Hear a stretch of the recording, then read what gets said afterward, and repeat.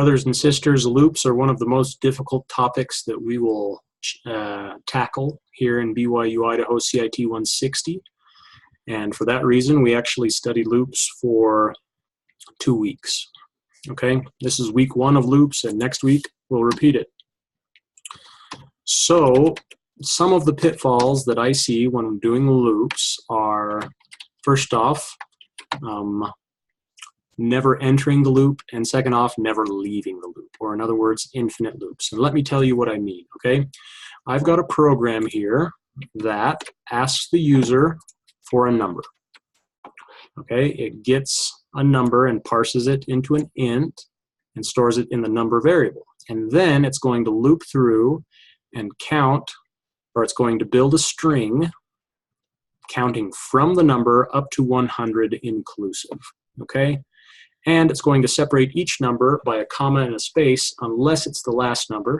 Then it's going to add an exclamation point, okay? So let me show you what I mean here. If I enter 1 and do that, you can see I count 1, 2, 3, 4, 5, 6 all the way up to 100 exclamation point, okay?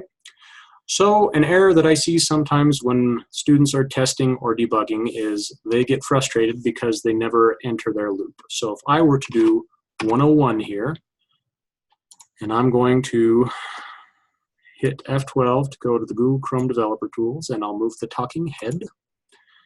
Come here, and if I put a breakpoint right here, and then right here, I'm expecting to step into my loop. I hit my first breakpoint, and I don't hit my second breakpoint, okay?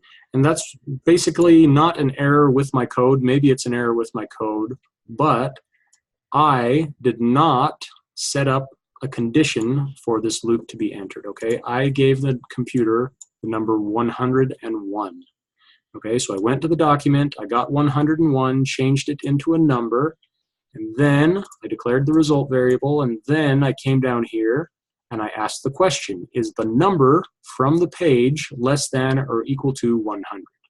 And 101 is not less than or equal to 100. So I skipped the loop entirely. And this is something that really hangs people up, really frustrates students. When you're testing, make sure that your conditions in your loop are written just correctly and that the values that you test with will actually cause the loop to be executed. Okay?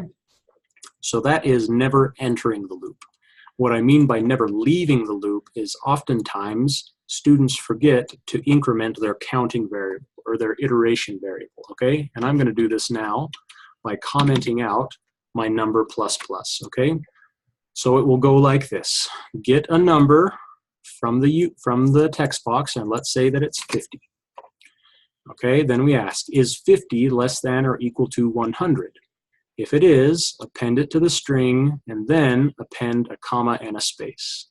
Because this is commented out, we'll come back to the top of the loop and say, is 50 less than or equal to 100?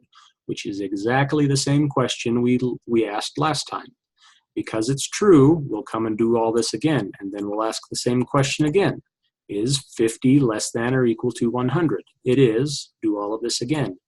This is called an infinite loop. This is a loop that we enter and never leave, and it will cause our program to crash. Okay? So if I come in here, refresh the page, enter 50, hit my breakpoints, and I'm going to take this breakpoint off. I'm going to take that breakpoint off, and you'll see here that this page is soon going to become unresponsive. Google Chrome's going to warn me that a script has run away with the page and that nothing can happen. Yeah, and my program is basically dead at this point. Actually froze up the entire browser window, okay? And that's because this loop, yeah, you can see here that the debugger has paused before a potential out-of-memory crash. Okay, this is a way that if we didn't have proper safeguards in place, it would melt down our computers or shut down our software. Okay, so be very careful when you're writing loops. Okay, this would go on forever if it weren't for our safeguards. It would go on forever because we're always asking the same question, and the answer is always true. Is 50 less than or equal to 100?